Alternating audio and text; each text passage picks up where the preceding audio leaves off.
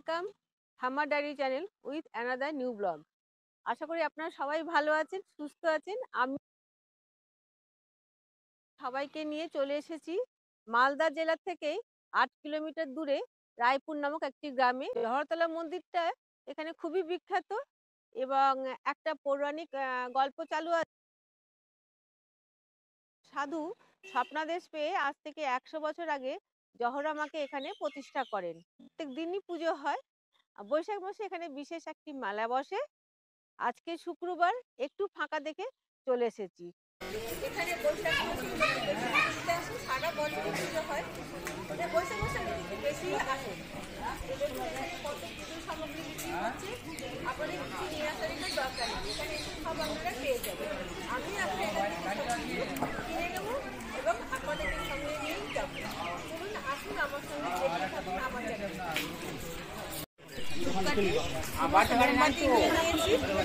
আর আমরা এবারে চলুন, আমি এবার মায়ের মন্দিরে।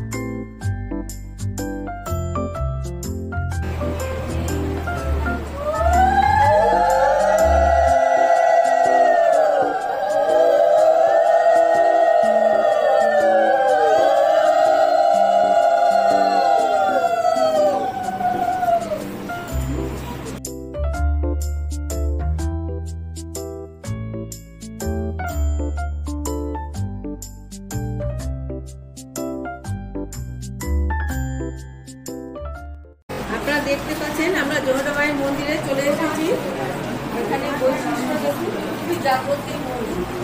আপনারা দেখুন, আমরাও পুজো দিলাম, আপনারা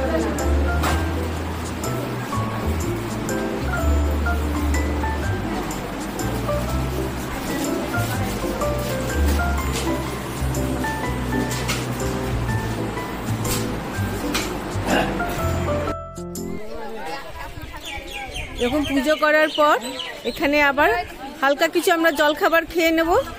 আপনারাও এখানে যখন আসবেন আপনারা এখানে টিফিন করে নিতে পারেন। সব দেখুন গরম গরম এখানে কচুরি ভাজা হচ্ছে। আবার পরে দেখা করছি, আমরা আগে একটু জলখাবারটা খেয়ে নিই। এই দেখুন এখানে এই যে প্রাচীন বট গাছটি দেখতে পাচ্ছেন, কত পুরনো প্রাচীন বট গাছ। এই দেখুন বট গাছের গোড়াতে সবাই যে যার মনস্কামনা পূর্ণ হয় তারা এই ওড়নাগুলো এখানে বেঁধে যায়, আর এইসব ওড়না এখানেই পাওয়া যায়।